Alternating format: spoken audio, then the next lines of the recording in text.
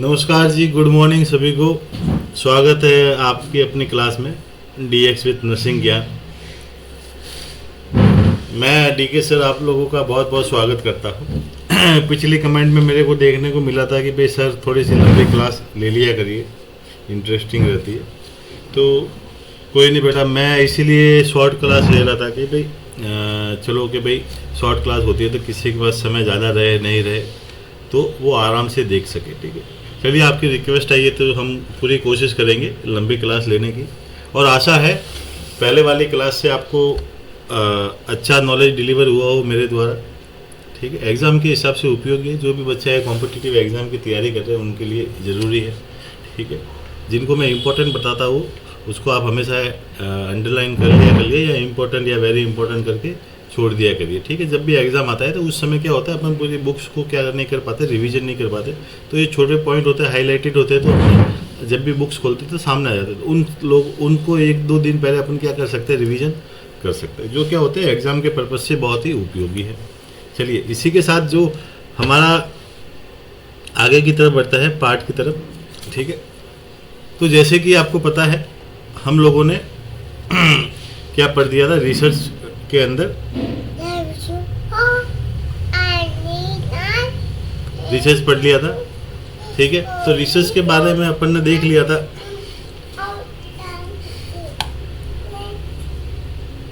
Sorry, थोड़ा disturbance रहेगा, मेरा बेटा मेरे के पास में है, आवाज़ सुनाई दे रही होगी आप लोगों को।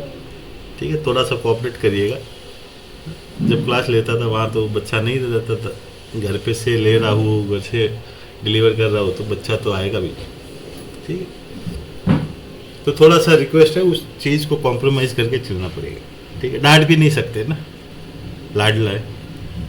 ठीक है, चलिए तो देख लिया था अपन ने रिसर्च के अंदर।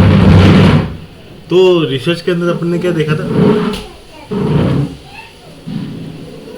कि पहले तो इसका मीनिंग देख लिया था, क्या होता है री का मतलब अगेन सर्च क्या होता है ना, फाइंड आउट करना। ठीक है, फिर अपन ने टाइप्स ऑफ रिसर्च देख लिए थे। टाइप्स ऑफ रिसर्च के अंदर अपन ने क्या देखा था, बेसिक,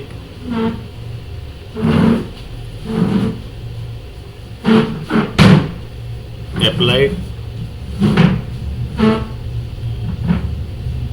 क्वालिटेटिव एंड क्वांटिटेटिव। ठीक है, इन सभी को देख लिया था। उसके बाद में अपन ने क्या देखा था, अपन ने देखा था प्रॉब्लम स्टेटमेंट के, प्रॉब्लम को कैसे लिखा जा सकता है,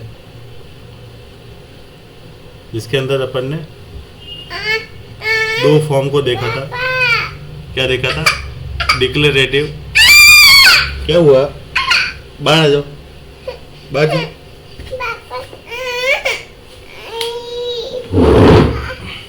अपन ने क्या देखा था, डिक्लेरेटिव एंड इंटेरोगेटिव।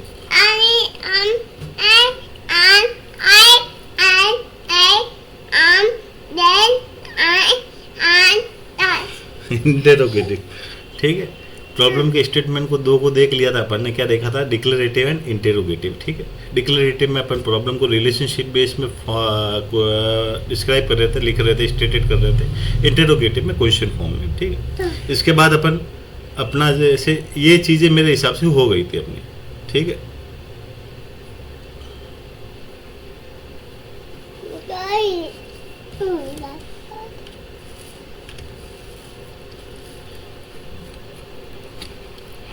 ये चीज़ें अपनी हो गई थी तो इसको अपन हटा देते हैं। मतलब यहाँ तक अपन ने क्या था, पढ़ लिया था। ठीक है, थोड़ा क्लास ये इसी हिसाब से रहेगी क्योंकि जब भी मुझे टाइम मिलेगा तभी ले पाऊँगा।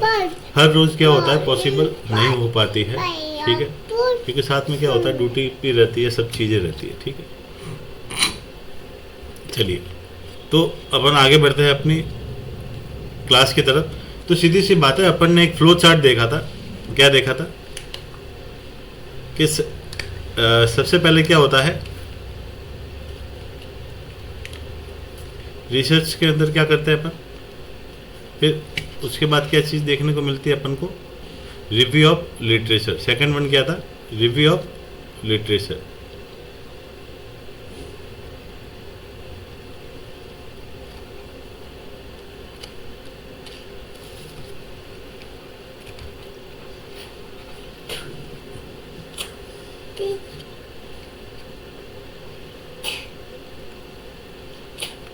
Review of literature,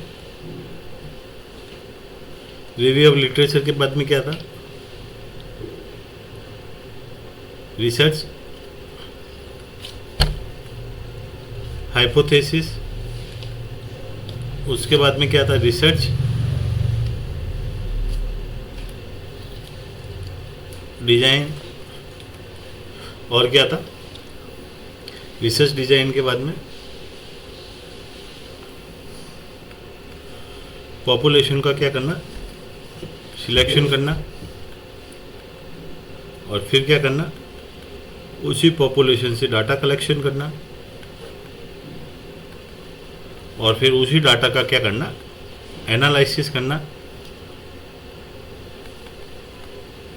and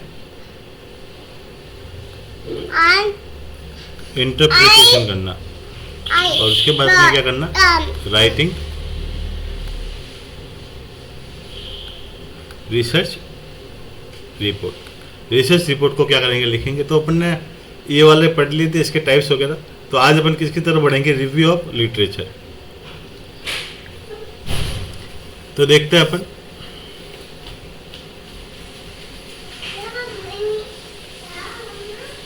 review of literature. तो सीधी सी बात है, रिव्यू ऑफ लिटरेचर के अंदर क्या आ जाता है कि भाई सीधी सी बात है कि भाई लिटरेचर का मतलब होता है कि जो अपने द्वारा पहले कुछ चीज़ें कर चुका है। ठीक है, जैसे आप जिस पे स्टडी कर रहे हैं, जिस पे रिसर्च कर रहे हैं, तो उससे रिलेटेड आप कुछ आर्टिकल्स है वगैरह है, जो मैगजीन है, जो उससे रिलेटेड कोई स्टडी कर चुका है या उसी पे कर चुका है, बाकी स्टडी उसकी रिसर्च पूरी नहीं हुई, जिसकी वजह से आप उसको वापस क्या कर रहे हो? कंडक्ट कर रहे हो। तो उसके आर्टिकल्स देखोगे, ठीक है, या तो रिसर्चर के पास जाओगे, उसके ओरिजिनल पेपर देखोगे, या फिर क्या करोगे? ऑनलाइन प्लेटफॉर्म के माध्यम से अपन जो भी चीज़ों को है वो लेंगे, ठीक है, प्राप्त करेंगे। मैगजीन हो गया, आर्टिकल्स हो गया, कुछ भी ऑनलाइन प्लेटफॉर्म से, ताकि क्या है कि भाई पहली बात तो जो प्रोसेस वो कर चुके हैं उनकी जानकारी हमें मिल जाएगी, उस पर अपन का मनी एक्सपांड होगा नहीं, ठीक है। और जो गलतियाँ उन्होंने की है वो अपन नहीं करेंगे, ठीक है। और जो काम उन्होंने किया है वही काम करके अपना टाइम वेस्ट अपन नहीं करेंगे, ठीक है। जहाँ से उनको प्रॉब्लम आई थी, जहाँ से वो काम रुक गया था, वहाँ से अपन क्या कर सकते हैं? स्टार्ट कर सकते हैं, ठीक है। तो डुप्लीकेशन नहीं होगा किसी भी वर्क का। तो सीधी सी बात है, रिव्यू ऑफ लिटरेचर को अपन क्या कह सकते हैं? In this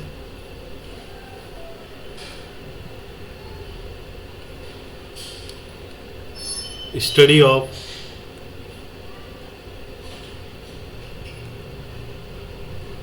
research related articles, books and magazine. कि भाई रिसर्च से रिलेटेड जो भी आर्टिकल्स है, जो भी बुक्स है, जो भी मैगजीन है, उसकी क्या करनी? स्टडी करनी। It use to avoid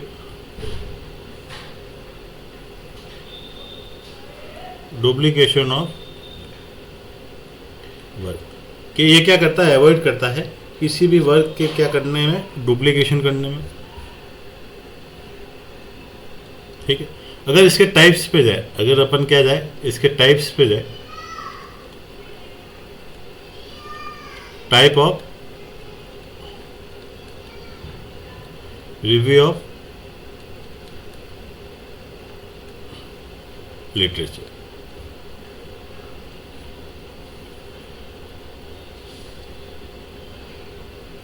types of review of literature, तो दो टाइप से हो सकता है। एक तो होता है primary source,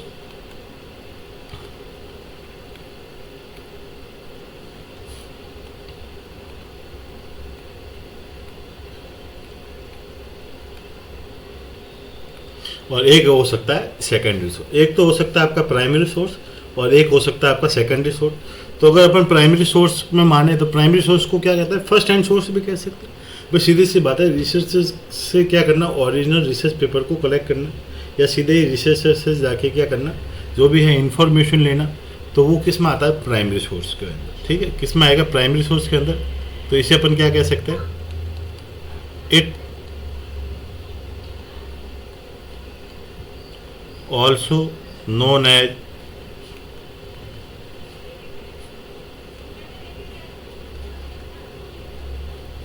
first hand source.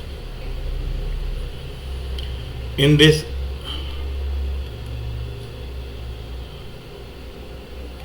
collect data from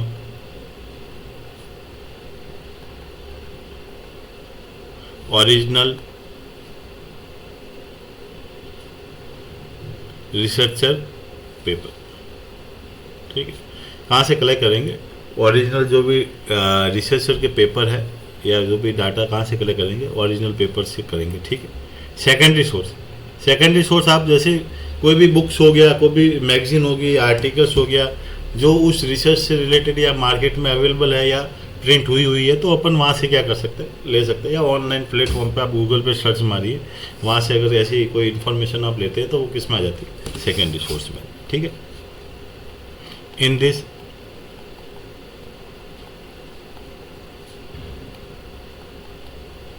data collect from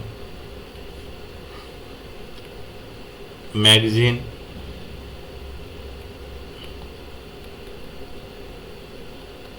books and articles. Data कहाँ से कलेक्ट किया जाता है? मैगजीन से कर सकते हो आप, बुक से कर सकते हो, आर्टिकल से कर सकते हो, and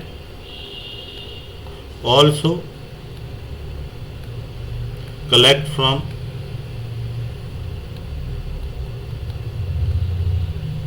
online platform.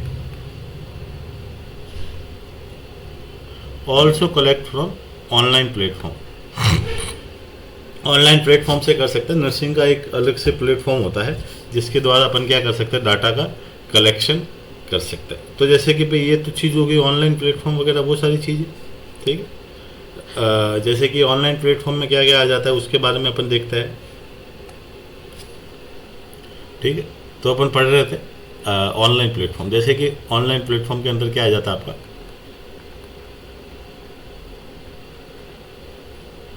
Online platform that given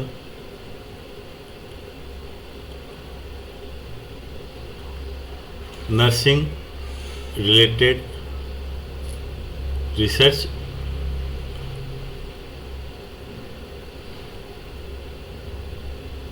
information. तो नर्सिंग से रिलेटेड इंफॉर्मेशन देने के लिए क्या आ जाता है? एक आ जाता है सिनल। जैसे एग्जांपल के तौर पे ले लेते हैं अपन,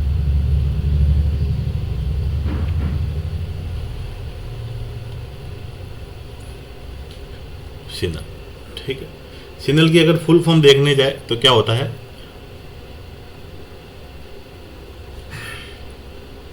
cumulative index of nursing literature. ठीक है। Cumulative index of nursing literature कब आया था? 1961 में। कब आया था? 1961 में। ठीक है। जो जिसका टाइटल चेंज कब हुआ? टाइटल चेंज हुआ था आपका 1977 में। कब चेंज हुआ था? 1977 में। और टाइटल चेंज होके क्या हो गया? सिनाल। क्या हो गया? सिनाल। अगर सिनाल के फॉर्म देखे जाए तो क्या है? Cumulative index to nursing and allied health literature. Allied health literature. अच्छा, टाइटल कब चेंज हुआ था? 1984 में, सॉरी 1977 में। और 1984 में क्या हो गया था? ये ऑनलाइन प्रेजेंट हो गया था, ऑनलाइन अवेलेबल। ऑनलाइन प्लेटफॉर्म पे क्या हो गया था? अवेलेबल हो गया था सिनल। ठीक है। इसके अलावा और क्या था ऑनलाइन प्लेटफॉर्म में? और तब ऐसा भी ये second one, Eric.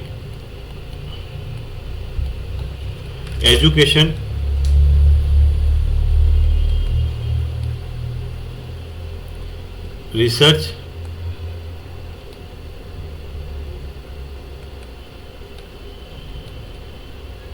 Information centre. ये कब आया था? 1964 में आया था। कब आया था? 1964 में। तो जैसे कि मैंने बताया, कभी कभार पूछ लिया जाता है कि ऑनलाइन प्लेटफॉर्म कौन कौन से है, तो ऑनलाइन प्लेटफॉर्म याद रखना, आपको याद रखना सिनाल। आपको क्या याद रखना है? सिनाल। ठीक है, फुल फॉर्म भी पूछी जा सकती है, आगे पूछी भी गई हुई है, आने वाले एग्जाम में भी पूछी जा सकती है। तो याद रखना है कि भाई क्या है सिनाल, और सिनाल की क्या रखनी है? फुल फॉर्म को याद रखना है। सेकंड कौन सा है ऑनलाइन प्लेटफॉर्म?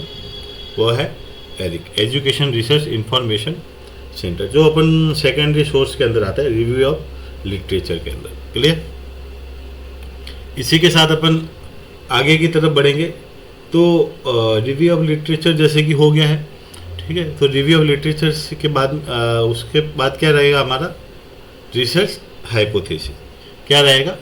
रिसर्च हाइपोथेसिस रहेगा। तो इसके बारे में अपन देखेंगे।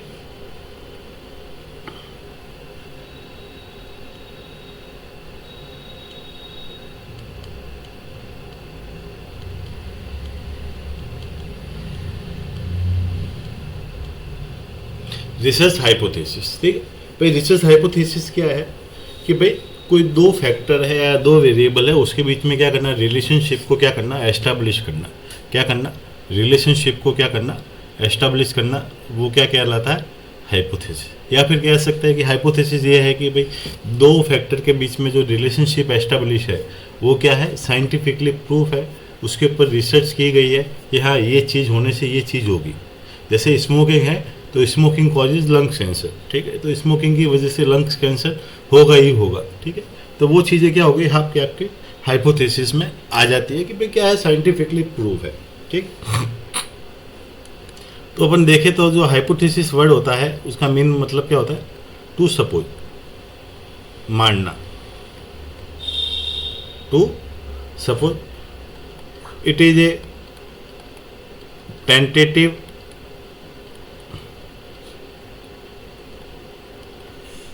statement between two factors, या फिर कह सकते हैं टू और मोर फैक्टर्स। एक या एक से ज़्यादा चीज़ें हो सकती है। क्लियर है? तो ये तो हो गया। और हमेशा ये क्या रहता है? साइंटिफिकली प्रूव रहता है। हाइपोथेसिस is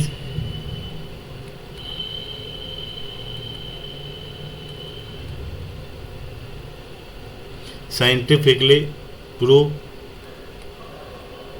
कैसा रहता है? साइंटिफिकली प्रूव रहता है। याद रखना इसे। ये हाइपोथेसिस हमेशा कैसा रहता है? साइंटिफिकली प्रूव रहता है, ठीक है। एक चीज़ आ जाती है, वो आ जाती है, क्या आ जाती है? एजप्शन। अगर नोट डाल के आप डालना चाहो तो डाल सकते हैं नोट। जैसे कि भाई कुछ चीज़ें होती है, जैसे कुछ नेगेटिव एनर्जी है तो कुछ पॉजिटिव एनर्जी भी होती है, ठीक है। साइंटिफिकली प्रूव नहीं हो सकता, बाकी पहले से चला हुआ आ रहा है, वो कभी रॉन्ग भी नहीं होती, वो हमेशा सही होती है। कुछ दुनिया में ऐसी चीज़ें हैं वो आप उसे साइंटिस्ट, उसे साइंस होती है कि डिस्क्राइब नहीं कर सकती, उसे प्रूव नहीं कर सकती, बाकी वो हमेशा क्या होती है? चीज़ें सही होती है। जैसे कहते हैं ना, बूढ़े लोग होते हैं, जो पुरानी पीढ़ी होती है, उनका विश्वास, ठीक है, उसको किसी ने देखा नहीं है, बाकी वो सच भी होती है। हाँ, वो साइंटिफिकली उसे प्रूव नहीं कर सकते, बाकी वो चीज़ें क्या होती हैं? सही भी होती है। क्लियर? तो इसी के साथ में वो कौन सी चीज़ है? जैसे कि assumption.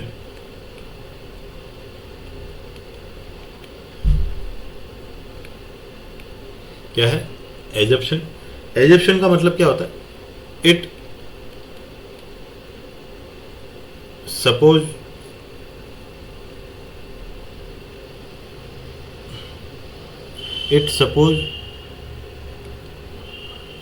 to be showing relation between two factor, but scientifically not true. But scientifically क्या होती है, प्रूव नहीं होती। तो हमेशा याद रखना, दो हमेशा एग्जाम में पूछा जाता है कि हाइपोथेसिस और एग्जप्शन। तो हाइपोथेसिस हमेशा क्या होता है, साइंटिफिकली प्रूव होता है, जबकि ये क्या नहीं होता, साइंटिफिकली प्रूव नहीं होता। इसको याद रखना है आपको, ठीक है। पूछा जाता है एग्जप्शन और हाइपोथेसिस के बारे में। अगर टाइप्स के बारे में चले, अगर हाइपोथेसिस के इसके बारे में चले, टाइप्स के बारे में कि भाई टाइप्स ऑफ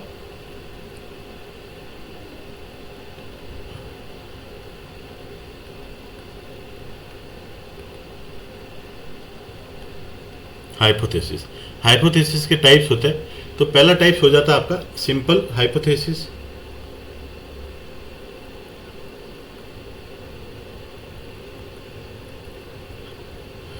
सिंपल हाइपोथेसिस होता है। सिंपल हाइपोथेसिस के अंदर क्या है, सीधी सी बात है, दो फैक्टर के बीच में क्या करनी, रिलेशनशिप को एस्टेब्लिश करना, या फिर कह सकते हैं tentative statement between two factor.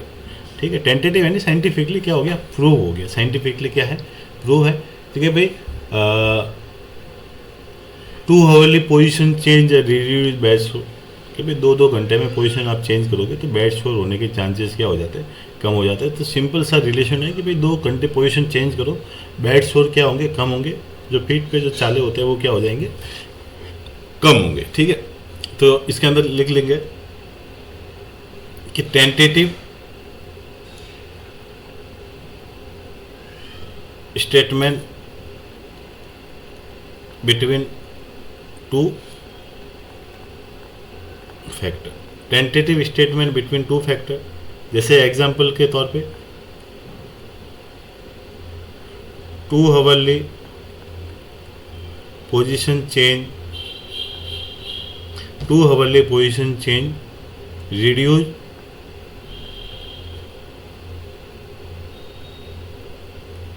Chance of bad शोर, कि भाई 2 घंटे पोजीशन चेंज करने से क्या होगा, आपके बैड शोर क्या हो जाएंगे, रिड्यूस हो जाएंगे। ठीक है, क्या हो जाएंगे, रिड्यूस हो जाएंगे। Clear. Second one,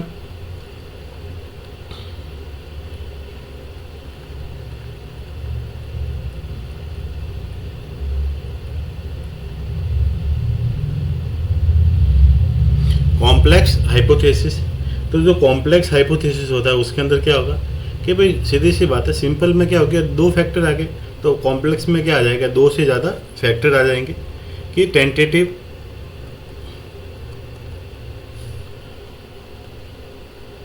statement between 2 और मोर फैक्टर्स, 2 और मोर फैक्टर्स। जैसे एग्जांपल के तौर पे अपन देखते हैं कि भाई 2 hourly position change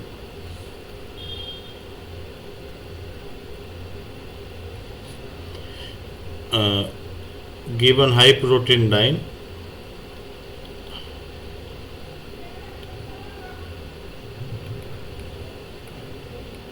and walking reduce chance of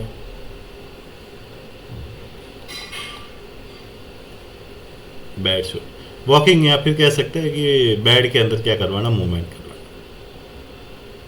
क्या करवाना, मूवमेंट। क्लियर, वॉकिंग या मूवमेंट हो गया। तो सीधी सी बात है, एक से ज़्यादा क्या आ गए, फैक्टर आ गए कि पोजीशन भी चेंज करो, हाई प्रोटीन डाइट भी दो, वॉकिंग या मूवमेंट भी कराओ, जिससे क्या हो सकता है, बैड शोर के चांसेस क्या हो सकते हैं, रिड्यूस हो सकते हैं। तो सीधी सी बात है, साइंटिफिकली प्रूव है, हाई प्रोटीन डाइट भी ज़रूरी है इसके लिए, टिश्यू बिल्डिंग के लिए। टिश्यू बिल्डिंग के लिए कौन सी डाइट ज़रूरी है, हाई प्रोटीन डाइट ज़रूरी है। एक आ जाता, थर्ड वन आ जाता आपका डायरेक्शनल हाइपोथेसिस। डायरेक्शनल हाइपोथेसिस कि भाई जो टेंटेटिव स्टेटमेंट होता है वो फिक्स डायरेक्शन में होता है। ठीक है, जो रिलेशनशिप होता है वो क्या होता है, फिक्स डायरेक्शन होता है फैक्टर के बीच में। जैसे स्मोकिंग की वजह से क्या होगा, लंग्स कैंसर होगा। In this relation showing in fixed direction, relation showing fixed direction, जैसे कि स्मोकिंग कॉजेज लंग्स, कि स्मोकिंग की वजह से क्या होता है, लंग्स कैंसर होता है। उसी के हिसाब से उसी के बाद अपन चलते हैं नॉन डायरेक्शनल हाइपोथेसिस।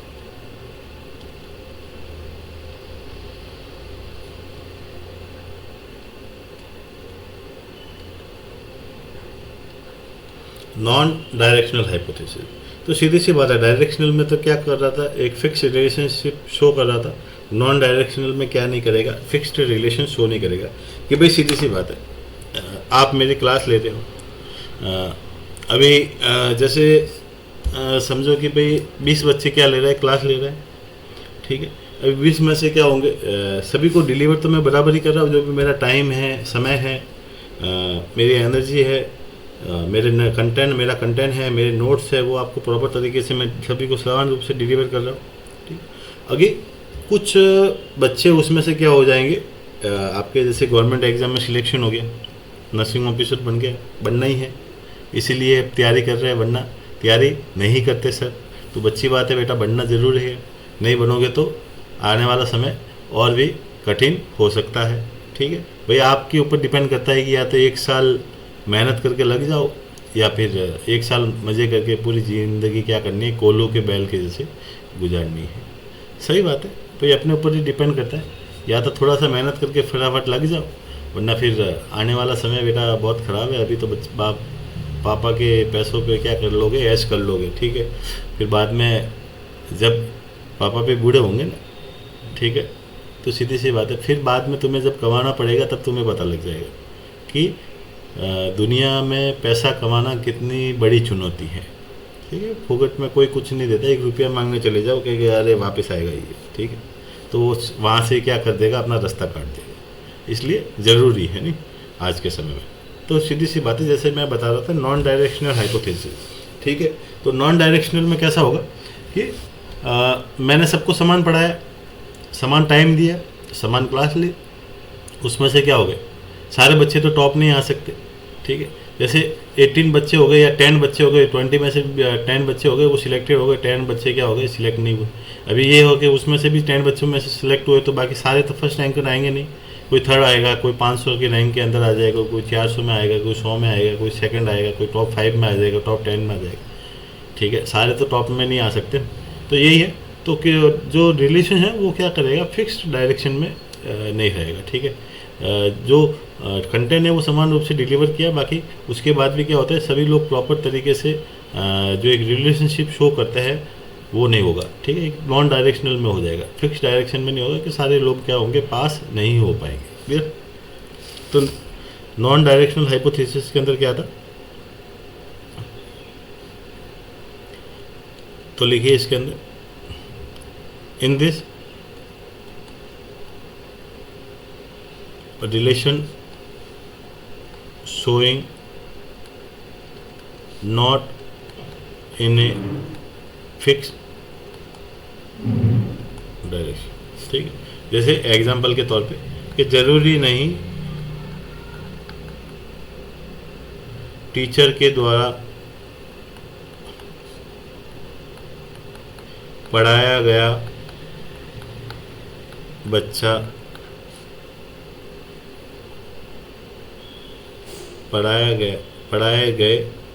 गया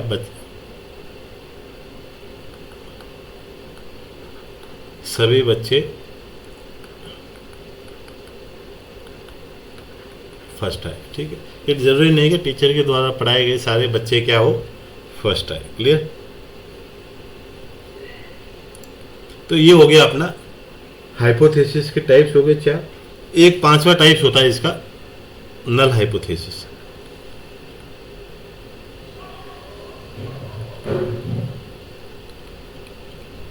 इसे अपन क्या कह सकते हैं, स्टैटिस्टिकल हाइपोथेसिस भी कह सकते हैं।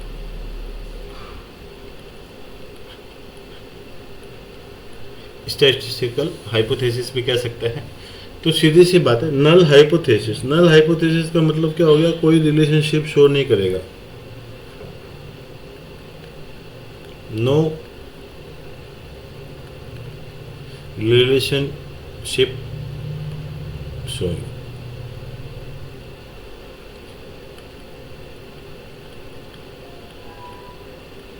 between factor. तो ये तो हो गया अपना नल हाइपोथेसिस का, अपन को समझ में आ गया। अभी अगर एरर आ जाए, एक चीज आती है कि error in null hypothesis.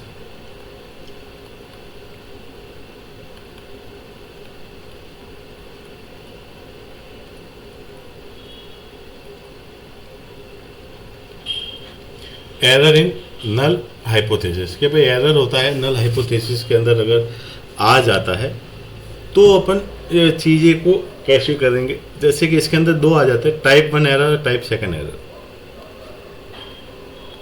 Exam में पूछा जाता है, ध्यान से देखिएगा। टाइप 1 एरर,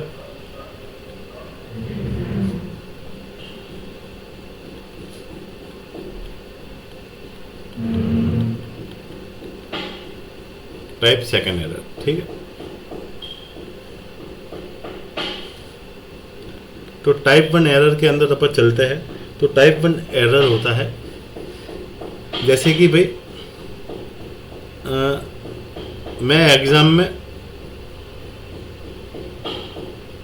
दे रहा था, मेरे माइंड में आया कि इसका आंसर क्या होगा, किसी क्वेश्चन का आंसर ये होगा, ठीक है, एग्जाम्पल के तौर पे, ठीक है। और मैं जो माइंड में आया था वही क्या करके आया, एग्ज़ाम में करके आया। मतलब ये क्या था, मेरा ट्रू था। क्या था? ट्रू था। भाई जो माइंड में आया वो सत्य, जो माइंड में आ रहा वही करके आ रहे, उसे आप सत्य मान के आ रहे हैं, तो वो क्या चीज़ हो गई, ट्रू हो गई, ठीक है। अभी मैंने घर पे आके बुकों को छाना और उसके अंदर गलती निकालने की कोशिश की, तो पता लगा कि ये आंसर नहीं हो गया, आंसर तो क्या था, ये था। मतलब एरर निकल गया ना। इसीलिए इसे अपन क्या कह सकते हैं, मतलब ये मेरा जो सत्य माना था वो क्या हो गया, रिजेक्ट हो गया। तो अपन क्या कह सकते हैं, it is also known as rejecting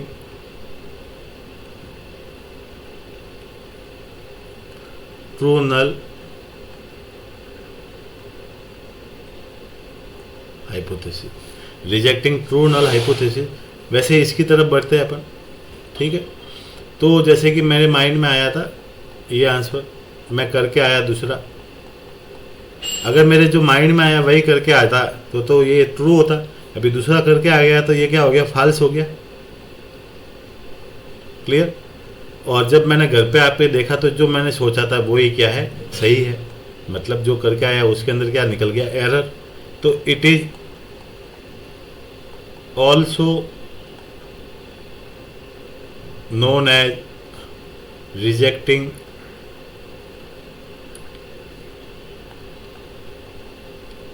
false null hypothesis। Rejecting false null hypothesis, बेटा याद रखना, ठीक है। टाइप 1 और टाइप 2 को पूछा जाता है एग्जाम में।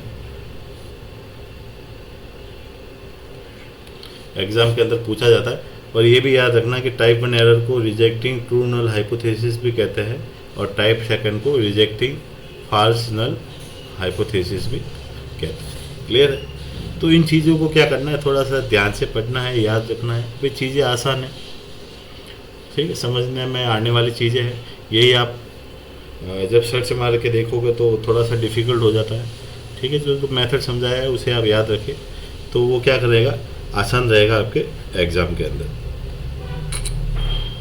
तो ये तो हो गया। अब ये हाइपोथेसिस के अंदर क्या आते हैं, कुछ वेरिएबल आते हैं। क्या आएंगे, कुछ वेरिएबल आएंगे। क्या अपन लिख रहे हैं, टेंटेटिव स्टेटमेंट बिटवीन वेरिएबल या फिर tentative statement between the factor. तो वो फैक्टर और वेरिएबल क्या है कि ऐसी आइटम्स जिसको रिसर्चर क्या होता है कभी भी चेंज कर सकता है। कि it can be change bye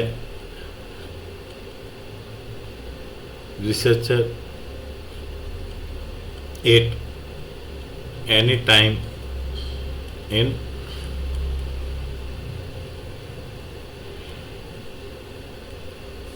research activity, कि किसी भी समय इसे रिसर्चर क्या कर सकता है, चेंज कर सकता है रिसर्च एक्टिविटी में। क्लियर। तो वेरिएबल्स के अंदर कौन कौन से वेरिएबल्स आते हैं, अलग अलग टाइप से आएंगे, जैसे अपन देखते हैं।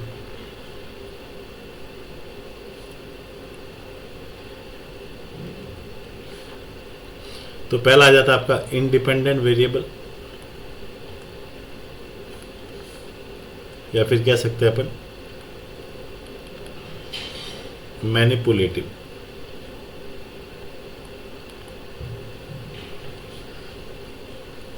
दूसरा आ जाता है आपका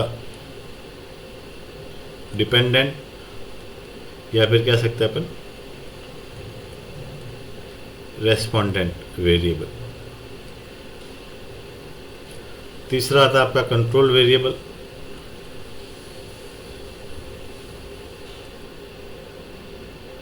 कंट्रोल के बाद में क्या आ जाता है आपका क्वालिटेटिव वेरिएबल। और पांचवा क्या आ जाता है आपका quantitative variable. Qualitative variable and quantitative variable. तो भाई सीधी सी बात है, इससे पहले अपन देखते हैं कि भाई जैसे कि मैं मानूं कि भाई ये क्या है,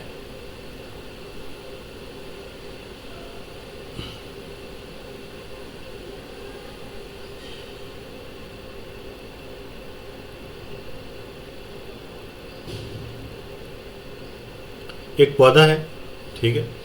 अभी इसके अंदर मैं, ये क्या है, खाद, ठीक है। ये हमारे चंदा मामा, चंदा मामा नहीं, सूरज अंकल। अरे तुम भी लोग हर बात में हाँ हाँ कर दिए जाते हो। हाँ, चंदा मामा से क्या करना, अपन को सूरज चाचू से कुछ लेना है, ठीक है। तो इससे क्या दे दिए, ये रोशनी आ रही है इसके ऊपर, ठीक है। और क्या है, एयर,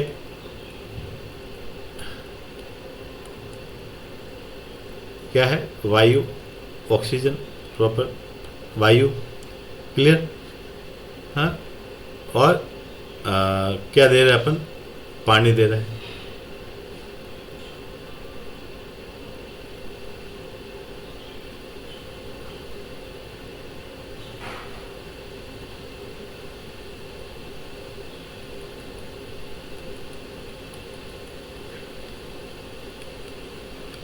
तो भाई किसी भी पौधे की ग्रोथ के लिए ये चीज़ें क्या होती है, ज़रूरी है, इतना आप समझते हो, मानते हो। इन चीज़ों में से कुछ कमी हो जाए तो प्रॉपर ग्रोथ है वो उस पौधे की नहीं हो पाएगी, ठीक है। तो अगर, और ये सारे क्या है, एक मेरे कंट्रोल में है। मैं चाहूँ तो सभी चीज़ों को बदल सकता हूँ। मैं चाहूँ तो पौधे को सूरज की रोशनी से बचा सकता हूँ, खाद भी नहीं दूँ, पानी भी नहीं दूँ, और वायु में भी उसको एनवायरनमेंट के कांटेक्ट में भी ना रखो। तो सीधी सी बात है, इसकी ग्रोथ नहीं होगी। इसकी ग्रोथ क्या नहीं होगी, नहीं होगी, ठीक है। मतलब ये सारे क्या है, वेरिएबल है। ये सारे क्या है, वेरिएबल है। ये सारे क्या है, फैक्टर है जो मेरे क्या है, कंट्रोल में है। मेरे क्या है, कंट्रोल में है। मैं इन्हें जब चाहूँ बदल सकता हूँ, जब चाहे अपने हिसाब से कर सकता हूँ। खाद अपने हिसाब से दे सकता हूँ, ज़्यादा भी दे सकता हूँ, कम भी दे सकता हूँ, नहीं भी दे सकता हूँ। पानी भी मेरे हिसाब से दे सकता हूँ। एनवायरनमेंट में भी मेरे को जब चाहे मैं उसको एनवायरनमेंट में ले जाऊँ, जब चाहे उसको क्लोज रूम में बंद कर दूँ नेगेटिव प्रेशर के अंदर। तो ये सारी चीज़ें क्या है, मेरे कंट्रोल में है। सारी चीज़ें क्या है, मेरे कंट्रोल में है, क्लियर। तो वैसे वही मैं चीज़ आपको बता रहा हूँ, वही चीज़ समझा रहा हूँ। जैसे कि इंडिपेंडेंट वेरिएबल, इंडिपेंडेंट वेरिएबल, ठीक है। तो इंडिपेंडेंट के अंदर क्या होता है, वेरिएबल रिसर्चर के कंट्रोल में होता है। कि वही जैसे मैंने बताया कि भाई मैं समान रूप से अगर उसे क्या कर रहे हो, सनलाइट दे रहा हूँ, खाद दे रहा हूँ, पानी दे रहा हूँ, वो सारे मेरे क्या है, वेरिएबल है जो मेरे कंट्रोल में रहेंगे। इन दिस वेरिएबल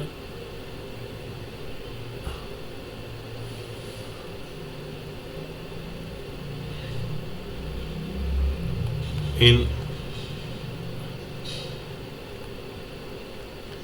रिसर्चर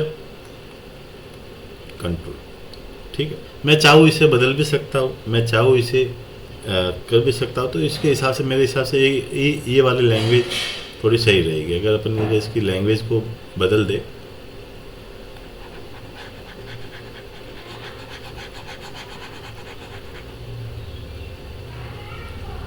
ठीक है, अगर इसको अपन चेंज कर दे तो कि in this variable change bye researcher, ठीक है, कि जैसे कि भाई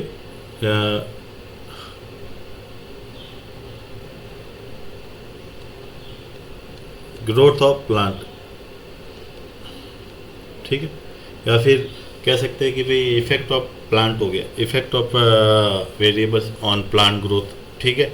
तो वो सारे क्या कर सकते हैं, इसे अपन चेंज कर सकते हैं। इसीलिए मैनिपुलेटिव वेरिएबल भी कहा जाता है। डिपेंडेंट वेरिएबल कि भाई जो अपन यहाँ पे लाइट दे रहे हैं, पानी दे रहे हैं, उसके फलस्वरूप क्या होगी, प्लांट की ग्रोथ आएगी।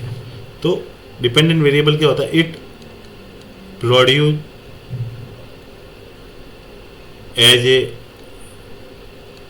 Result of independent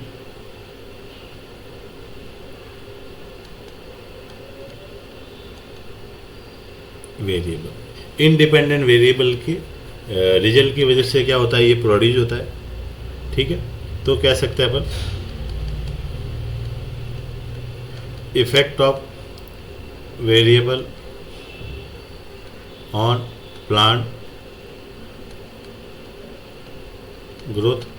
control variable कि कुछ वेरिएबल होते हैं वो फुली कंट्रोल होते हैं रिसर्चर के अंदर, ठीक है। रिसर्चर एक्टिविटी के अंदर रिसर्चर के पास क्या होता है, सारे वेरिएबल फुली कंट्रोल रहेंगे। In this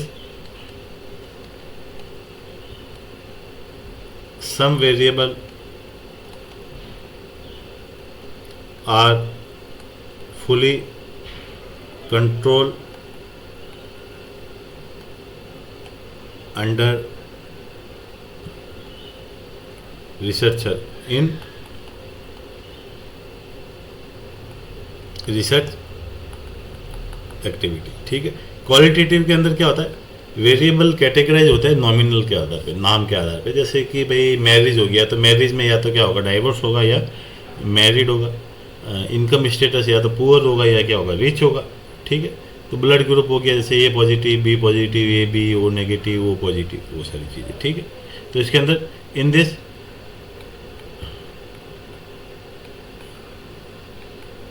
variable categorise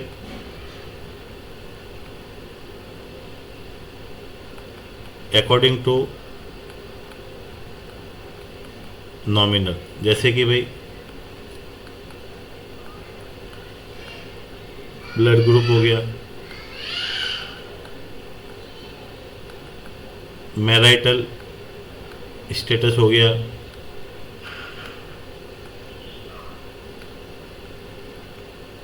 income status हो गया। क्वांटिटेटिव वेरिएबल के अंदर क्या होता है कि भाई जो वेरिएबल होते हैं उन्हें मेजर किया जा सकता है, मैट्रिक स्केल के द्वारा यूज किया कर सकता है मैट्रिक स्केल का। जैसे आपकी हाइट हो गई, वेट हो गया, उनको क्या कह सकता है, इजीली मेजर किया जा सकता है। इन this variable easily measured by use of metric scale। जैसे एग्जांपल के तौर पे कोई हाइट हो गई, वेट, ठीक है, टेम्परेचर हो गया, ठीक है। तो इन्हें आप क्या कर सकते हैं, मेजर कर सकते हैं। वो किस में आ जाता है, क्वांटिटेटिव वेरिएबल के अंदर। किसके अंदर आ जाएंगे, क्वांटिटेटिव वेरिएबल के अंदर। चलिए, तो ये था अपना हाइपोथेसिस जो अपन ने देख लिया है, ठीक है। रिव्यू ऑफ लिटरेचर अपना हो गया है, हाइपोथेसिस हो गया है। अभी हाइपोथेसिस के बाद में फिर अपन किसकी तरफ बढ़ेंगे,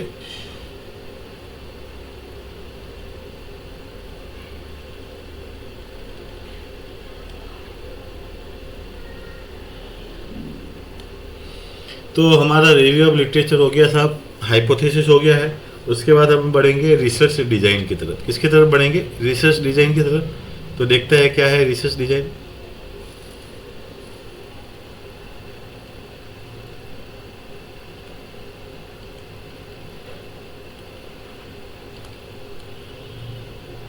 रिसर्च डिजाइन, अच्छा रिसर्च डिजाइन क्या होती है कि भाई जो भी आप रिसर्च के अंदर एक्टिविटी कर रहे हैं ना, उसका क्या करना, एक प्रिंट बना देना, एक मैप बना देना जिसके अंदर सारी रिसर्च की क्या है एक्टिविटी इंक्लूड हो, जो अपन को सारे इन्फॉर्मेशन दे दे रिसर्च से रिलेटेड। क्या इन्फॉर्मेशन दे दे? रिसर्च से रिलेटेड अपन को इन्फॉर्मेशन दे। तो सीधी सी बात है, मैं क्या कह सकता हूँ इसे, it is a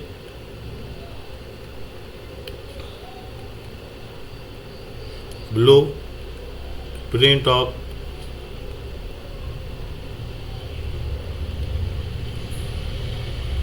research study, या फिर क्या सकता हूँ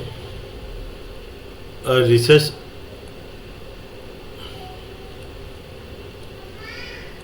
design is a map that given all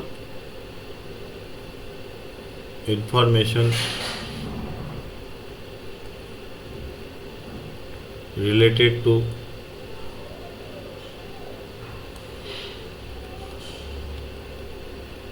research activity.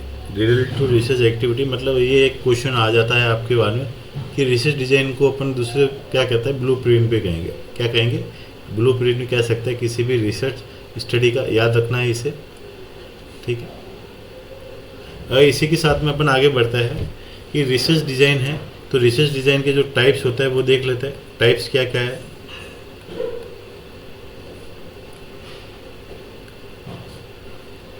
तो रिसर्च डिजाइन के टाइप्स आते हैं आपके क्वालिटेटिव, रिसर्च डिजाइन और quantitative research design. Qualitative research design में आ जाएगा आपका फिनोमेनोलॉजिकल,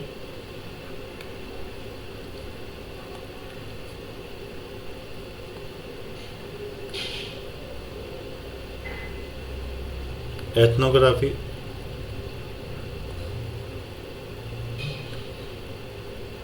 केस स्टडी। क्वांटिटेटिव के अंदर आ जाता है आपका एक्सपेरिमेंटल,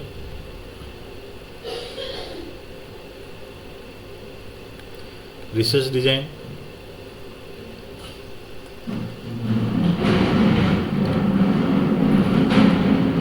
को relational research design,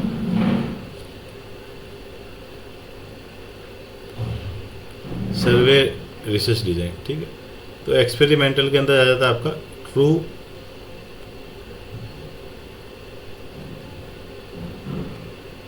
experimental research design और क्वाशी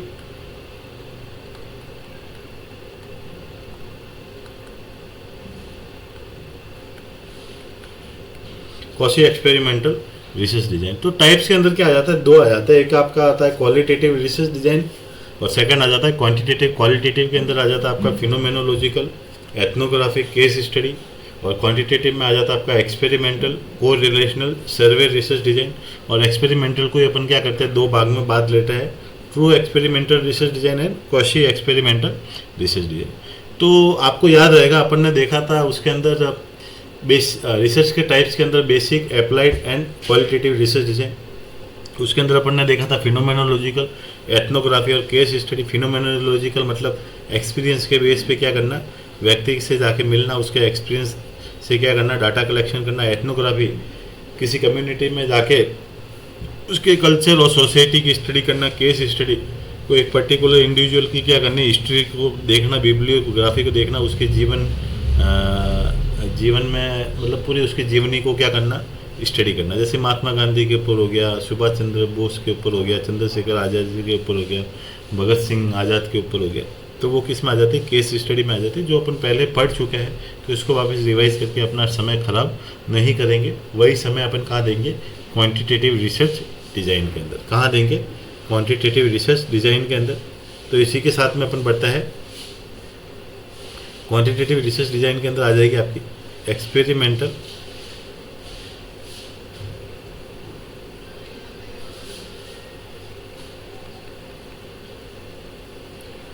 तो एक्सपेरिमेंटल रिसर्च डिज़ाइन का मतलब ये होता है कि ऑब्जर्वेशन अंडर कंट्रोल, मतलब जो भी कंडीशन है, जो भी आप देख रहे हो, वो सारी क्या रहेगी, आपके कंट्रोल में रहेगी।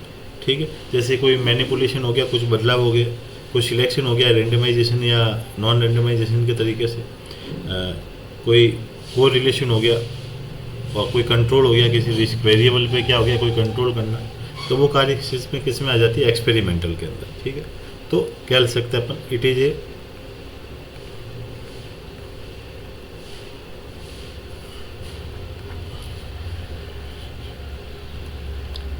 Traditional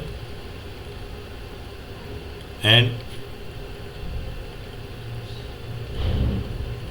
scientific approach. कैसी है? ट्रेडिशनल और साइंटिफिक अप्रोच है। It include 3 criteria. इसके अंदर क्या होता है? 3 क्राइटेरिया होते हैं, जैसे कि मैंने बताया, मैनिपुलेशन,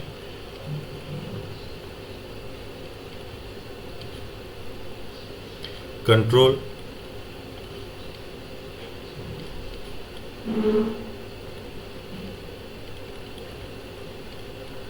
रैंडमाइजेशन। मैनिपुलेशन, कंट्रोल और randomisation. In this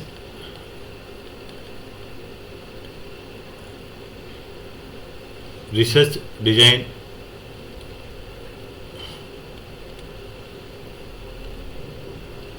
observation under control condition. जो ऑब्जर्वेशन होता है वो किसके कहाँ होता है? अंडर कंट्रोल कंडीशन होता है। वो कंट्रोल ऑब्जर्वेशन अंडर, मतलब जो भी ये मैनिपुलेशन हो गया, कंट्रोल हो गया, रैंडमाइजेशन हो गया, वो रिसर्चर के क्या होगा? पूरा ही कंट्रोल में होगा। तो ऑब्जर्वेशन अंडर कंट्रोल कंडीशन में होता है। कैसे होता है? ऑब्जर्वेशन अंडर कंट्रोल कंडीशन में होता है। क्लियर? तो इसी के साथ में अपन इसके टाइप्स की तरफ बढ़ते हैं।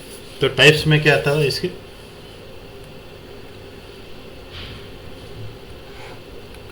एक था आपका ट्रू एक्सपेरिमेंटल रिसर्च डिजाइन, और एक था आपका quasi experimental research design. Clear? तो ट्रू के अंदर क्या होगा कि भाई जो तीनों क्राइटेरिया है ये क्या होंगे? फुलफिल होंगे। तीनों क्राइटेरिया कौन से? मैनिपुलेशन, कंट्रोल और रैंडमाइजेशन क्या होंगे? फुलफिल होंगे। ठीक है? In this all 3 criteria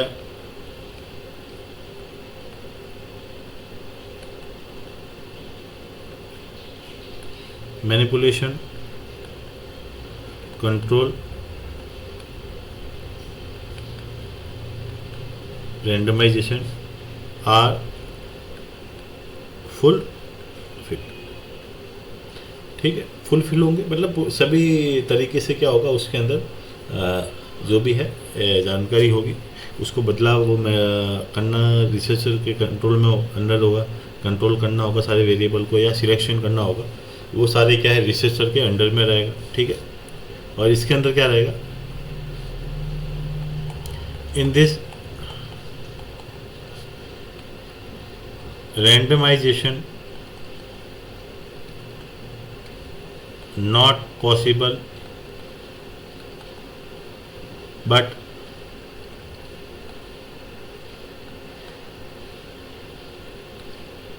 manipulation and control are fulfilled। तो क्वाशी के अंदर क्या होगा? रैंडमाइजेशन पॉसिबल नहीं होगा, जबकि ट्रू एक्सपेरिमेंटल के अंदर क्या होगा? तीनों ही क्राइटेरिया क्या होंगे? फुलफिल होंगे। तीनों ही क्या होंगे? पॉसिबल होंगे। क्लियर है? तो ये थे अपने टाइप्स ऑफ रिसर्च डिजाइन। इसी के साथ अपन आगे की तरफ बढ़ता है, नेक्स्ट की तरफ बढ़ता है। तो कौन सा हो गया भाई? एक्सपेरिमेंटल हो गया। एक्सपेरिमेंटल के बाद में क्या बाकी था? को रिलेशनल। क्या था? को रिलेशनल।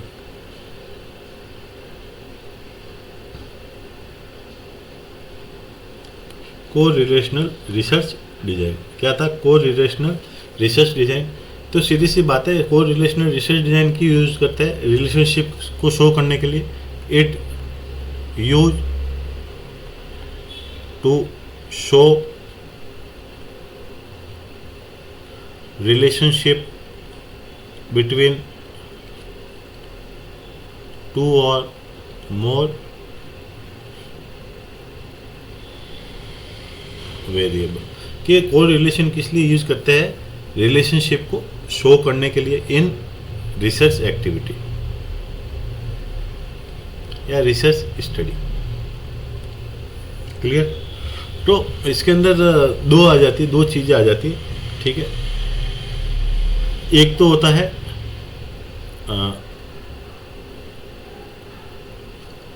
भाई रिलेशनशिप दो टाइप से हो जाती है, या तो क्या हो जाती है माइनस में हो जाती है, जैसे कि -1 0, या फिर क्या हो सकते हैं प्लस में हो सकती है +1 0। तो जो माइनस होता है वो क्या करता है? It indicate strongly negative relation and it so strongly positive relation. Clear है? अच्छा, जो को रिलेशन होता है वो किसके द्वारा को डिफाइन किया जाता है? को रिलेशन कोएफिशिएंट के द्वारा। को relationship is measured by correlation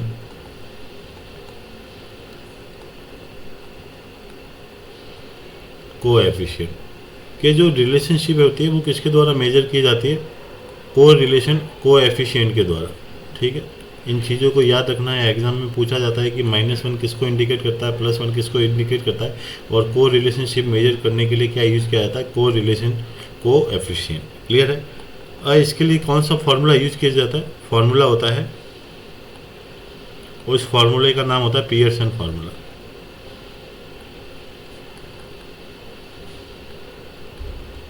Pearson formula. Pearson formula कौन सा होता है? कि भाई सिग्मा कोष्ठक x माइनस एक्स बार, फिर y minus y bar, under root sigma x minus x bar का square, y minus y bar का स्क्वायर। तो ये क्या होता है? इसका फॉर्मूला होता है। ज़्यादातर चीज़ें अपन को यहाँ तक ही पूछते हैं कि भाई पियर फार्मूले का नाम क्या है, तो याद रखना है पियर्सन फार्मूला। ये चीज़ इसलिए बताई गई कि बाई चांस कभी कभार क्या होता है, इमेज बेस पे क्वेश्चन पूछ लिया जाता है, आपको फार्मूला दे देगा और इसके अंदर पूछेगा कि भाई जो रिलेशनशिप एस्टेब्लिश करने के लिए कौन सा फार्मूला यूज़ करते हैं या पियर्सन फार्मूला कौन सा है। तो अपन को ये चीज़ें क्या होती है, थोड़ी सी ध्यान में होनी चाहिए। क्लियर?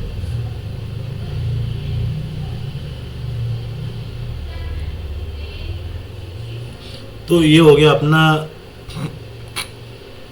को रिलेशन रिसर्च डिजाइन। ठीक है, इसी के साथ में अपन आगे की तरफ बढ़ेंगे। सर्वे मेथड, तो हमारा और कौन सा था? सर्वे research design. The survey method use in research study. के रिसर्च स्टडी के अंदर क्या होता है? सर्वे मेथड यूज किया जाता है किसके लिए? डाटा कलेक्शन के लिए। फिर दो टाइप से होता है, एक होता है आपका क्रॉस सेक्शनल सर्वे मेथड, और एक होता है आपका लॉन्गिट्यूडिनल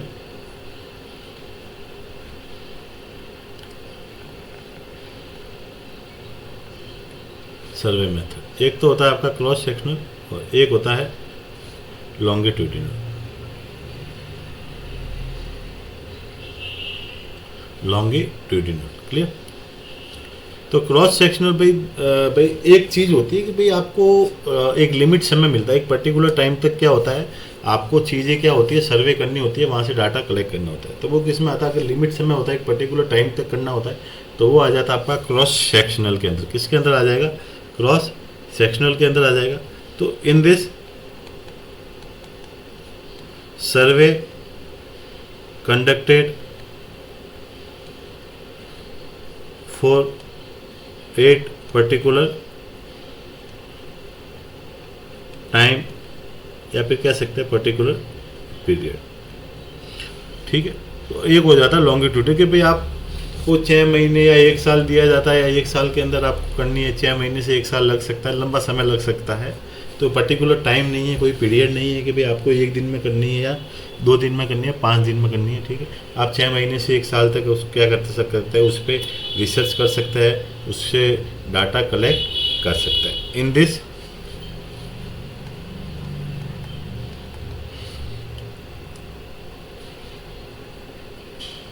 सर्वे कंडक्टेड ओवरऑल पीरियड। ठीक है, जैसे एग्जांपल के तौर पे 6 मंथ टू 1 ईयर। ठीक है, 6 महीने से 1 साल के बीच में आप कितना भी समय लगा सकते हैं उसके लिए। तो लॉन्गिट्यूडिनल होता है, इसके अंदर ही एक आ जाती है कोहोर्ट स्टडी।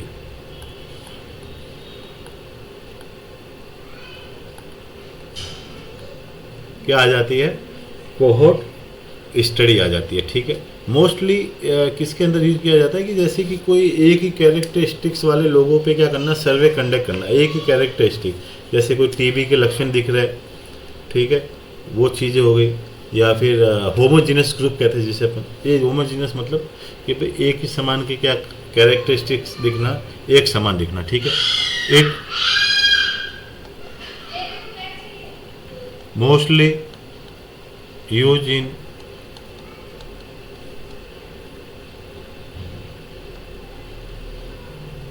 होमोजीनस ग्रुप या फिर in this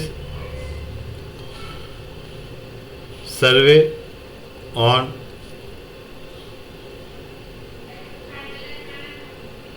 same characteristics population कि एक ही कैरेक्टरिस्टिक्स के पॉपुलेशन हो गए, उसके ऊपर क्या करना, सर्वे कंडक्ट करना, क्या कहलाता है, कोहोर्ट स्टडी, होमोजीनस ग्रुप हो गया। ठीक है, तो इसी के अंदर आ जाता है। एग्जाम्पल के तौर पे अगर देखें तो सेम हो गया, जैसे कि भाई ट्यूबरकुलोसिस हो गया, टीबी वाला पेशेंट हो गया। ठीक है, तो ये चीज़ें हो गई।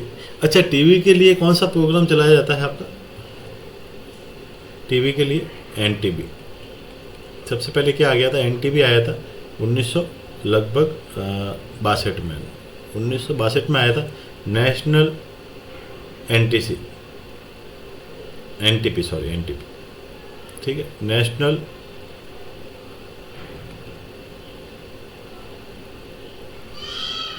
Tuberculosis programme,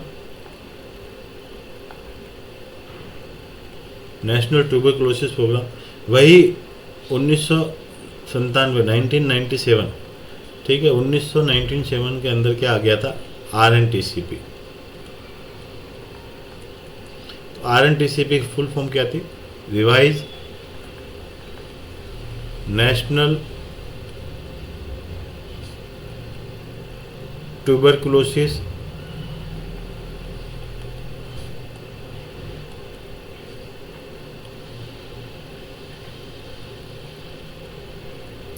revise national tuberculosis control programme, जो किसके बेस पे था, इट दिस स्ट्रेटेजी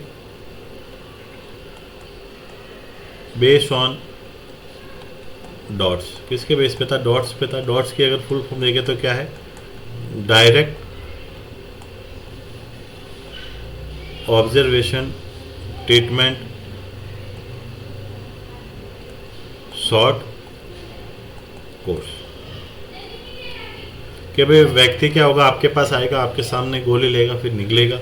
ठीक है, तो आपके सामने वो सारी चीज़ें अंडर ऑब्जर्वेशन के अंदर होती है, तो उसे क्या कहते हैं, डॉट्स थेरेपी करते हैं। तो कुछ लोग होते हैं जो मरीज होते हैं वो क्या करते हैं, एस्केप कर देते हैं। तो इसकी वजह से क्या हो गया था, कौन सी निकाली थी, जो ट्रीटमेंट बेस्ड स्ट्रेटेजी क्या निकालती, डॉट्स निकालती, जिसको अपन किसके अंदर आता है, RNTCP के अंदर, revise national tuberculosis control programme. कब आया था, 1997 के अंदर। क्लियर है, तो याद रखना है बच्चों। ठीक है, इसी के साथ अपन नेक्स्ट चलते हैं।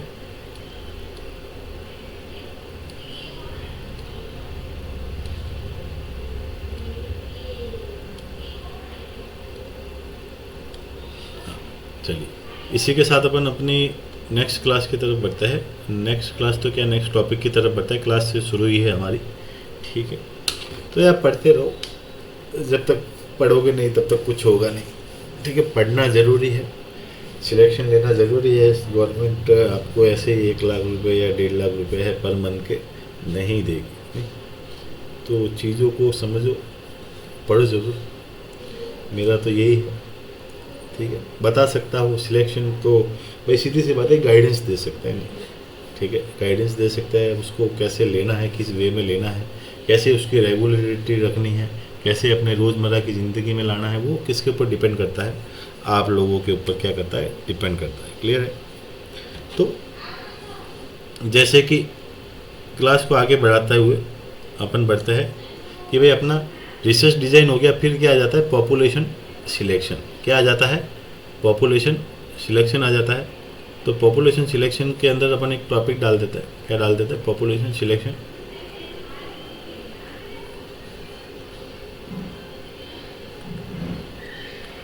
पॉपुलेशन सिलेक्शन, तो पॉपुलेशन सिलेक्शन के अंदर पहला वर्ड क्या देखने को मिल रहा है अपन को, पॉपुलेशन। पॉपुलेशन क्या है कि पॉपुलेशन मतलब वो सारे ही इंडिविजुअल जो क्या है, फिट है स्टडी के लिए। ठीक है, कि in this individual are fit for research study। Fit for research study, research study के लिए क्या है, वो सारे ही फिट है, उनके ऊपर अपन रिसर्च स्टडी कर सकते हैं। क्लियर, एक आ जाती है इसके बाद टारगेट पॉपुलेशन।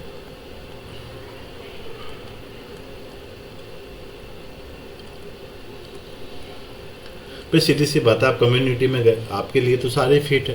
ठीक है, टारगेट मतलब जिनके ऊपर आप रिसर्च स्टडी कंडक्ट कर सकते हो, जिसके ऊपर आप रिसर्च स्टडी कंडक्ट करना चाहते हो, तो वो कौन सी पॉपुलेशन हो गई, आपकी टारगेट पॉपुलेशन। कि भाई in this population researcher want to study। ठीक है, एक आ जाती है आपकी एक्सेसिबल पॉपुलेशन। कौन सी पॉपुलेशन आ जाती है, एक्सेसिबल पॉपुलेशन। कि भाई सीधी सी बात है, कम्युनिटी में गए आप, सभी पे क्या करना चाहते हैं, रिसर्च स्टडी करना चाहते हैं। बाकी ऐसा तो नहीं है कि भाई सभी फ्री हो, भाई कुछ लोग घर से आए हो, बाहर गांव से आए हो, अपने परिवार वालों से मिलने आए थे, फिर थोड़े दिनों बाद रुकने के बाद वो वापस चले गए, तो वो तो आपसे कांटेक्ट नहीं कर पाएंगे। तो एक्सेसिबल मतलब जो इजीली अवेलेबल हो सके, जब भी आप उसे बुलाओ वो वहाँ क्या हो, प्रेजेंट हो। ठीक है, तो ये इसके अंदर क्या है, इन दिस दो population include who easily available for research study. Clear है कि भाई पॉपुलेशन क्या है, इजीली अवेलेबल हो किसके लिए, रिसर्च स्टडी के लिए। तो ये चीज़ तो हो गई। ठीक है, अच्छा एक आ जाता है आपका सैम्पलिंग टेक्निक। क्या आती है, सैम्पलिंग टेक्निक आती है। तो सैम्पलिंग टेक्निक कैसे करते हैं अपन, तो सीधी सी बात है, अगर सैम्पलिंग टेक्निक से अगर पहले देखें तो सैम्पलिंग फ्रेमवर्क को देख लेते हैं। किसको देखते हैं अपन, सैम्पलिंग फ्रेमवर्क। ठीक है, कि जैसे कि मैंने माना कि ये क्या है, पॉपुलेशन है, कम्युनिटी हो गई भाई साहब। मैंने यहाँ पे क्या कर दिया, ये एक क्या बना दिया, एक फ्रेम बना दिया, एक फ्रेमवर्क बना दिया, जिसके अंदर क्या है, आपकी टारगेट पॉपुलेशन है और आपकी एक्सेसिबल। ये तो क्या हो गई, पूरी कम्युनिटी की पॉपुलेशन हो गई। ये क्या हो गया, आपकी टारगेट पॉपुलेशन, और उसी के अंदर क्या हो जाती है आपकी एक्सेसिबल।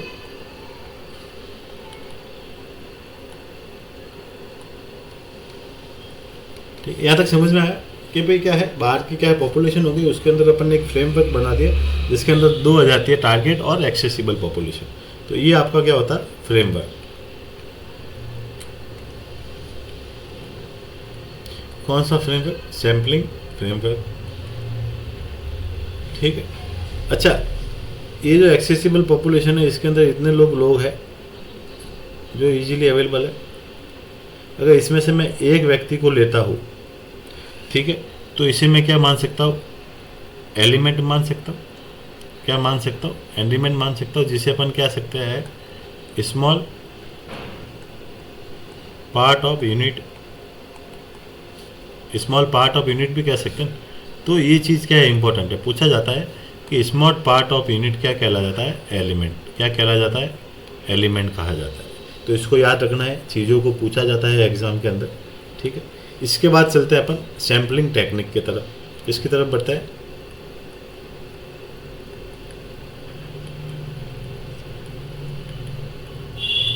तो सैम्पलिंग टेक्निक के अंदर दो टाइप की टेक्निक आ जाती है आपकी। एक आ जाती है प्रोबेबिलिटी सैम्पलिंग टेक्निक, एक आ जाती है नॉन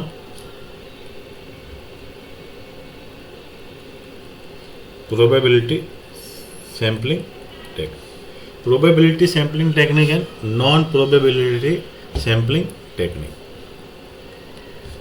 तो प्रोबेबिलिटी के अंदर क्या आ जाता है कि भाई प्रोबेबिलिटी का मतलब रैंडमली सिलेक्शन करना। कैसे करना, रैंडमली मतलब सभी को क्या करना, समान अवसर देना। तो in this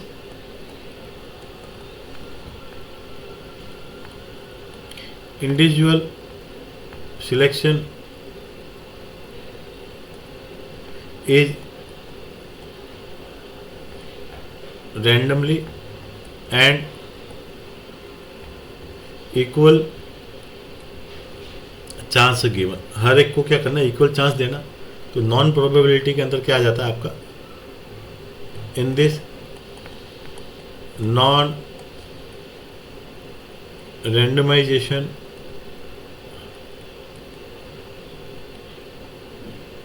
method use and no equal chance, कि कोई इक्वल चांस इसके अंदर नहीं होता है सब। ठीक है। तो प्रोबेबिलिटी सैम्पलिंग टेक्निक के अंदर क्या था कि सभी को क्या है, रैंडमली सिलेक्टेड किया जाएगा, रैंडम मेथड यूज किया जाएगा और इक्वल चांस दिया जाएगा। इसके अंदर नॉन प्रोबेबिलिटी के अंदर नॉन रैंडमाइजेशन मेथड यूज किया जाएगा और कोई भी इक्वल चांस से नहीं दिया जाएगा। क्लियर है। अगर इसके अंदर टाइप्स को देखें तो आ जाता है आपका सिंपल, फिर आ जाता है आपका सिस्टमिक, स्ट्रेटिफाइड,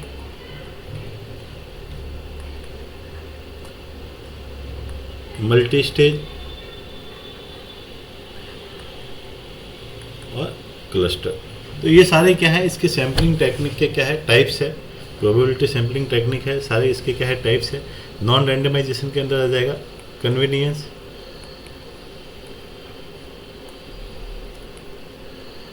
पर्पसिव, कोटा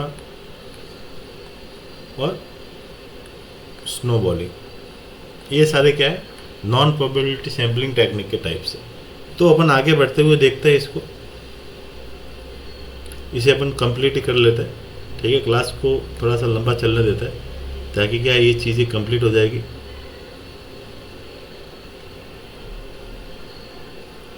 जैसे कि आपकी एक वो क्या थी, इच्छा थी कि भाई क्लास कैसी हो, लंबी हो, तो लंबी क्लास लेते हुए चलेंगे अपन। तो पहला आ गया अपना, पहले अपन किसको देखेंगे, प्रोबेबिलिटी सैम्पलिंग टेक्निक, जिसके अंदर फर्स्ट वन कौन सा आता है, सिंपल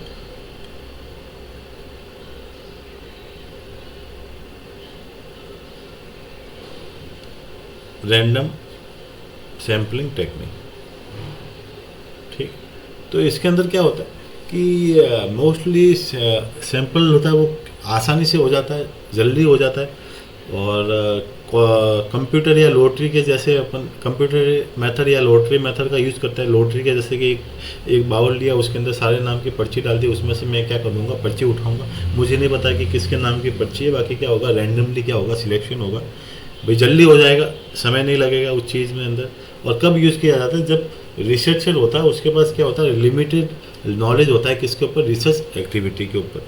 ठीक है, तो इस मेथड का अपन कॉमनली यूज़ करते हैं। ठीक है, तो इसके अंदर लिखेंगे कि in this method, in this use lottery और computed method and sample selection is quickly, and this type of method most commonly used when researcher having limited knowledge in research study. कि रिसर्च स्टडी के अंदर क्या है, जिसके भी ऊपर research कर रहा है उसके पास क्या है, लिमिटेड नॉलेज है। तो मोस्ट कॉमनली इस मेथड को क्या किया जाता है, यूज किया जाता है। इसी के साथ में अपन सेकंड देखते हैं, systemic random sampling technique. Systemic random sampling technique, तो इसके अंदर क्या हो जाता है कि एवरी, मतलब जैसे कि भाई मैं क्या करूँगा कि एवरी के नंबर को चूज करूँगा। क्या करूँगा, एवरी के नंबर को क्या करूँगा, चूज करूँगा। जैसे कि मैं बताता हूँ आपको, इसको हटा देते हैं, इसका अभी काम नहीं है, ये हमारा रफ पेपर है भाई साहब, तो इस रफ पेपर का यूज़ करना पड़ेगा जी।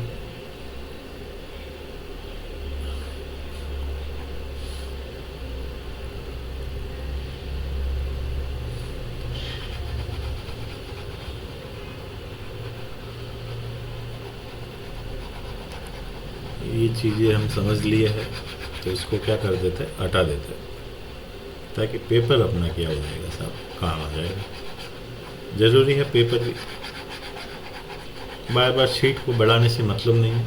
उसी शीट को क्या हो गया, उसका काम हो गया, तो उसे अपन क्या कर सकते हैं, यूज कर सकते हैं।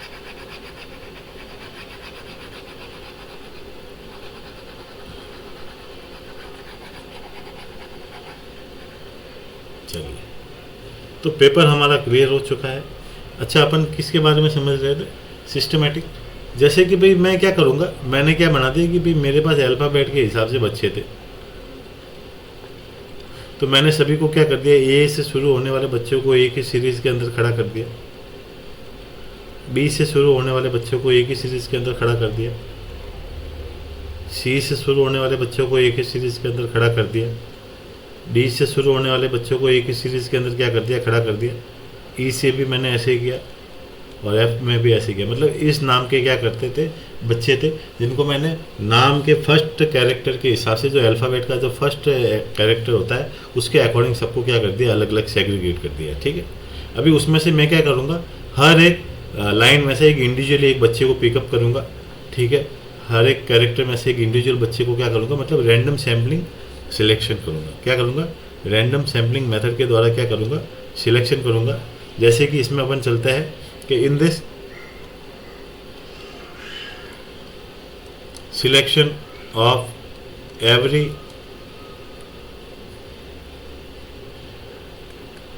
के नंबर। ठीक है,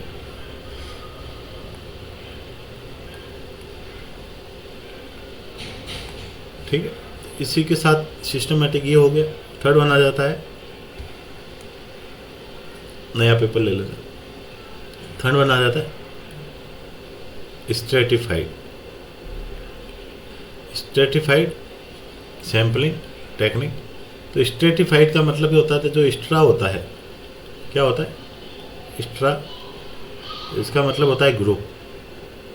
क्या होता है ग्रुप, मतलब पॉपुलेशन को 2 या 2 से ज़्यादा ग्रुप में बांट दो, फिर क्या करो रैंडमली सैम्पलिंग टेक्निक, जो रैंडमली है सिलेक्शन करो पॉपुलेशन का, ठीक है। तो in this researcher divided population into 2 or more groups, ठीक है। रिसर्चर क्या करेगा, ये पॉपुलेशन है उसको 2 या 2 से ज़्यादा ग्रुप के अंदर बांट लेगा, ठीक है। फिर उसमें से क्या करेगा रैंडमली सिलेक्शन करेगा, किसका, सैंपल का। क्लियर। तो ये हो गया आपका स्ट्रेटिफाइड। इसी के बाद आ जाता है आपका फोर्थ, वो क्या था, multi stage.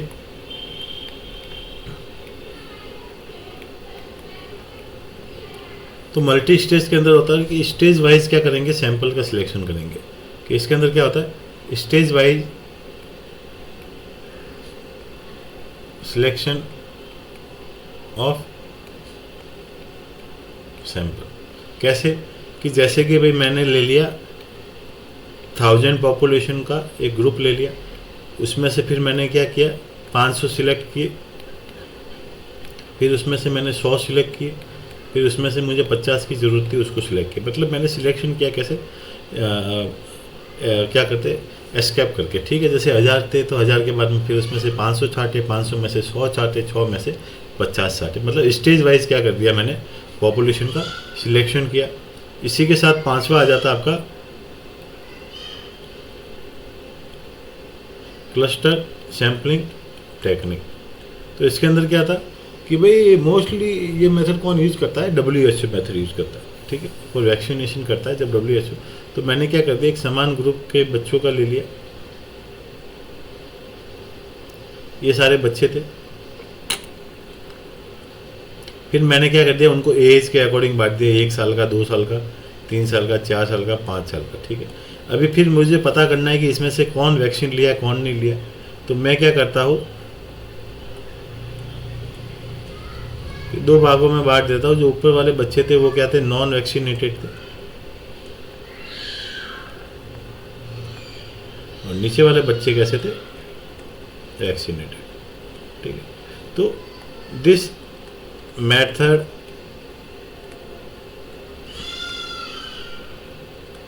most commonly used for vaccination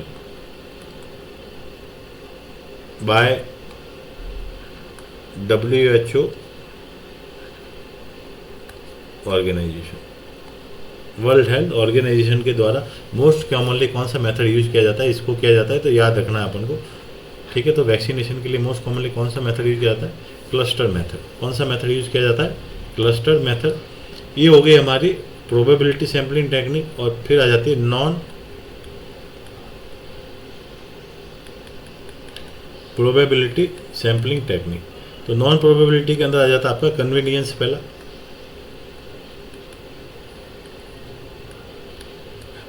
तो कन्वीनियंस सैम्पलिंग मतलब कि भाई सुविधा अनुसार, रिसर्चर की सुविधा अनुसार क्या करता है, सैम्पलिंग का टेक्निक का यूज किया जाता है, ठीक है। तो in this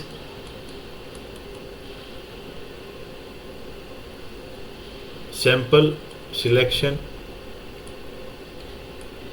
according to feasibility of researcher, कि रिसर्चर की क्या है सुविधा अनुसार, फिजिबिलिटी के अकॉर्डिंग, फिजिबिलिटी के अकॉर्डिंग सुविधा के अनुसार क्या करना, सैंपल का सिलेक्शन करना, वो आ जाता है कन्वीनियंस के अंदर। फिर कौन सा था आपका पर्पजिव, या फिर कह सकते हैं अपन जजमेंटल। पर्पस ये भैया जजमेंटल। तो इसके अंदर होता है वो रिसर्चर होता है, वो अपने पर्पस के अकॉर्डिंग, अपने उद्देश्य के अकॉर्डिंग उसी क्या करेगा, चूज करेगा, सभी को इक्वल चांस नहीं देगा। तो in this researcher sample selection according to his purpose.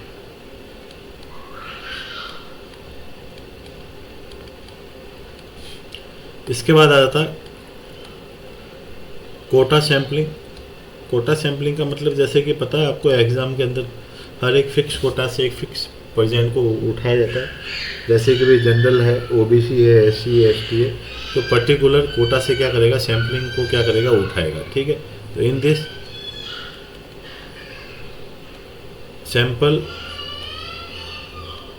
Sample selection from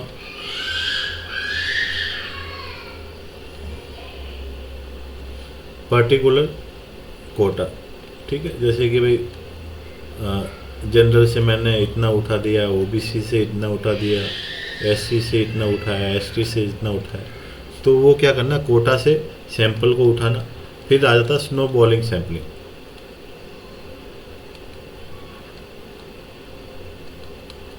snow bowling sampling technique के अंदर क्या हो जाता है कि भाई एक की पर्सन को चुनेंगे अपन। जैसे कि अपन ने नेटवर्क मार्केटिंग का आपने नाम सुना होगा, तो नेटवर्क मार्केटिंग में कैसा होता है कि एक व्यक्ति होता है, वो 2 को लाएगा, फिर वो 2 और 2 को लाएंगे, फिर उसमें से 2 है वो और 2 को लाएंगे। ठीक है।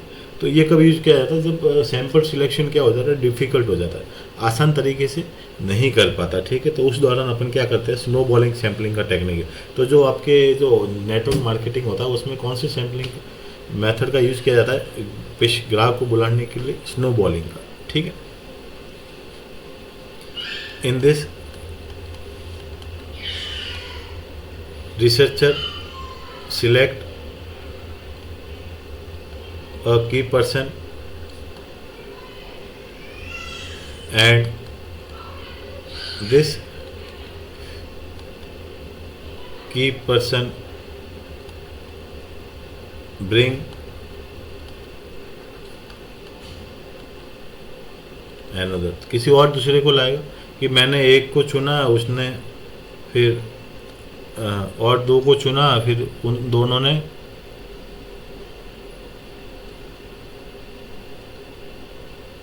और 2 को चुना।